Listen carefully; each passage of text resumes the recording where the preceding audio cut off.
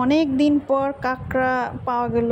তো বাজারে যেহেতু পেয়েছে, তো আমার বোন হচ্ছে কিনে নিয়ে আসছে। সবসময় এগুলো সবসময় যেখানে সেখানে পাওয়া যায় না, হঠাৎ করে দেখা যায় কোনো এক সময় পাওয়া যায়।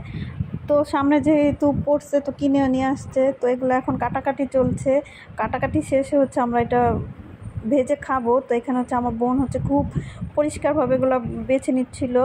এটা খুব মানে ভালোভাবে কেটে নিতে হয়। আর এগুলো হচ্ছে কাঁকড়ার নাকি মগজ। এই মগজটা খুবই টেস্ট, আর একদম পুরাই চিংড়ি মাছের মতো ফ্লেভার। আর মগজটাতে পুরা চিংড়ি মাছের মগজের মতো ঘ্রাণ। তো এখানে দেখেন কতগুলো মগজ ছিল একটা কাঁকড়ার ভিতরে। তো আমার আপা হচ্ছে এগুলো খুব ভালোভাবে একদম ক্লিন করে ধুয়ে তারপর হচ্ছে এগুলো ভাজবে। তো এখন হচ্ছে কাটাকাটির পর্ব। যে দেখেন এই কাঁকড়াটার ভিতর কতগুলো মগজ ছিল। তো বাচ্চারা বসে বসে দেখতেছিল, ওরাও সবাই খুব খুশি।